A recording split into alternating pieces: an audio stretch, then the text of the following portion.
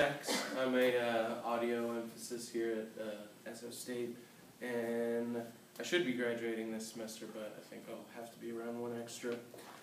And so I did a repick, but the first quote I got was, first question I got was, what is your favorite quote? And being like an audio guy, I'm all into like sound and really not into writing. That's why I'm in this class, not the writing class. And so I'm pretty bad with like memorizing things, and like especially quotes, like anything that's verbatim.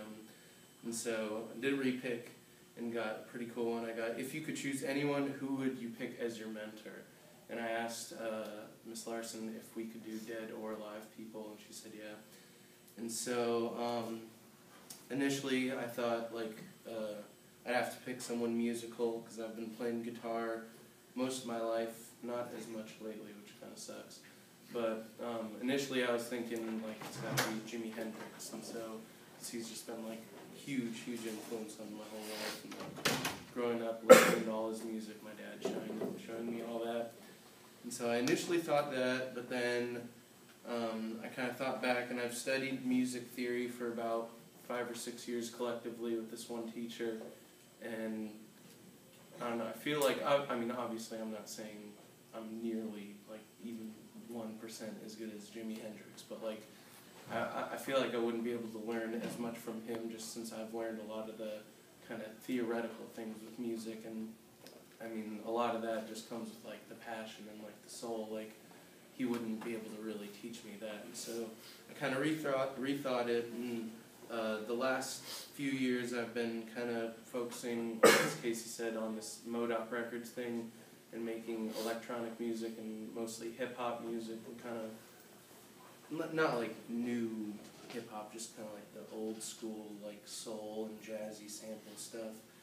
And so I kind of rethought who I would want to be, or who I would want to mentor me, and how I could like improve my beats and my style and like different production methods. And then I thought, you know, of course, Jay Dilla. I don't know if everyone here knows Jay Dilla, but he's just like another huge influence on me. And like just the other day, like right when I thought about Jay Dilla, my roommates and I were watching this video of him and AdLib as J-Lib performing together back in 2002 or 2003, I think.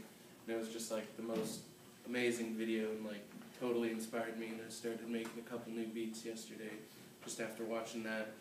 And so thinking about it, like if Jay Dilla could be my mentor, like what would I want to learn from him? And I would just want to like kind of like get his, I mean not like completely replicate his style, but kind of get that Dilla swing. And like he's got like he's like really heavily like drums are like the biggest thing in his beats, and like just the style of drumming and like the swing on it. And so I want to learn a lot about that, but with, you know, without completely imitating him or like sounding like all the millions of other producers that try to sound like Jay Dilla.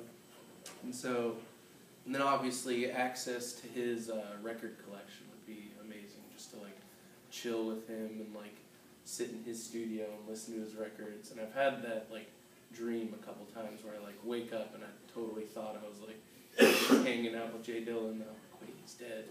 It had to have been a dream. But that would be just awesome to like sample stuff with Jay Dilla for a day. And then I would want to know kind of who his favorite artists in general, like just knowing, wait, was that the end? Oh, nice. But yeah.